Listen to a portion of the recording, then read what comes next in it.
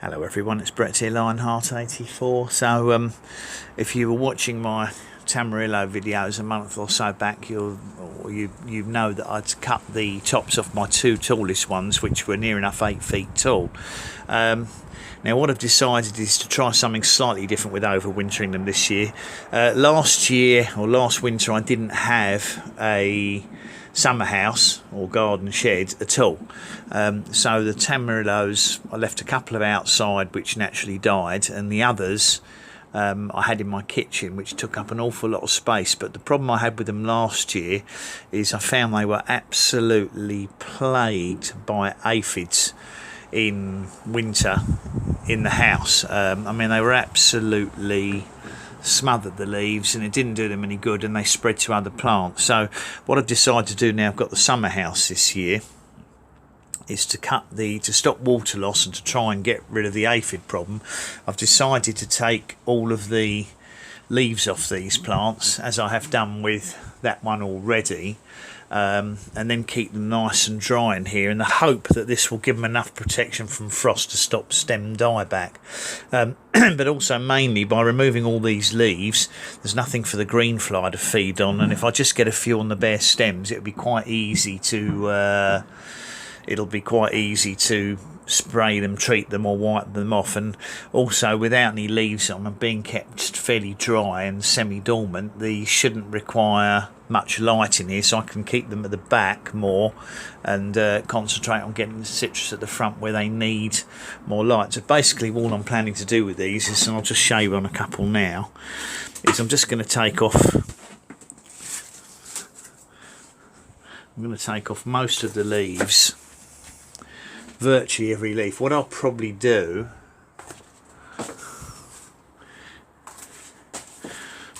I'll probably paint, what I'm going to do is paint the stem tips with a sealing compound to try and stop moulds getting into them in here, because I'm hoping that these side shoots will develop flowers next year, and I might actually get some flowers on them and potentially even fruit. You can already see, if I go up to the top here, where I cut these plants back a couple of months ago, you can already see these new side shoots starting to come out. Well, I don't really want the side shoots up that high, but I'm not going to trim those off. What I'll do is just, as they're only very small side shoots, I should be able to keep the green fly off them. Now all I've got to decide is, the reason I'm not going to cut these large stems back is they're going to be, I think, very prone to frost damage and dieback in winter. So I think it's better off to leave the tips on. The tips will give the plant a little bit of protection, and I hope if I get any dieback, it'll only be in the top few inches of the plant, and then in spring I can cut that off, cut them back to healthy shoots and seal the wounds, and hopefully get some decent growth out of them. I might take this side shoot off, as it's obviously it's a little bit on the bendy side, so it's not ideal, but I'm just hoping by treating them like this we're going to reduce the green fly problem to a minimum, and also let light get to the other plants. I'm going to do the same, give the same treatment to the other one in a minute, and then we'll come back and see what they look like after they've all been finished. Okay, well, hopefully you can see what I've done now.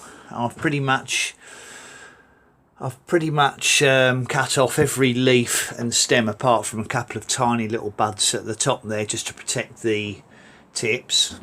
I've done it to all the plants here. Now I've no idea if this is going to be successful, and I've sealed all of the cut stems with a sealing compound to try and keep out moulds, which obviously they'll be more prone to in here. I'm going to keep these pretty dry in here, very little water, because one of the reasons that you suffer from these soft-leaved and soft-stem plants dying in winter is if they're overhydrated, when they freeze it bursts the stem cells, which kills the plant. So if I keep them on the dry side, I'm hoping that they'll stay virtually dormant in here and not grow. And as I said, it'd be very easy, should I see any green fly aphids or other pests on them, it would be very easy to remove them off the bare stems. You can see last year that dead section there is where the plant died back last winter.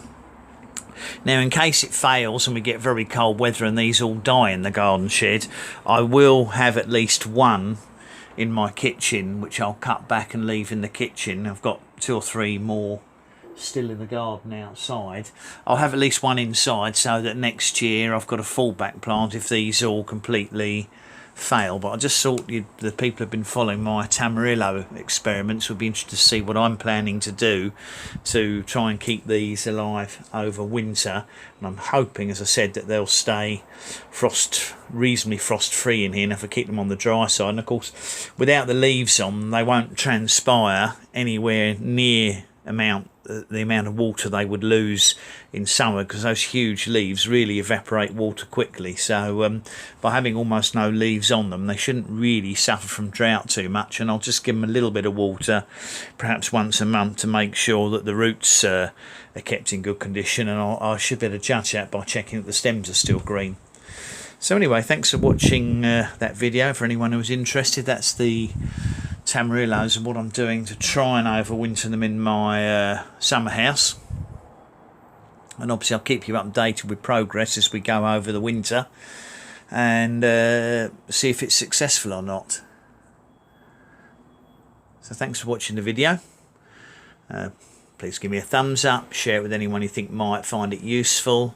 Subscribe to my channel if you haven't done so already and want to keep an eye on what I'm doing. And obviously remember to click on the bell if you would like to know when update videos come out. I'll catch up with you all soon. Brett out for now.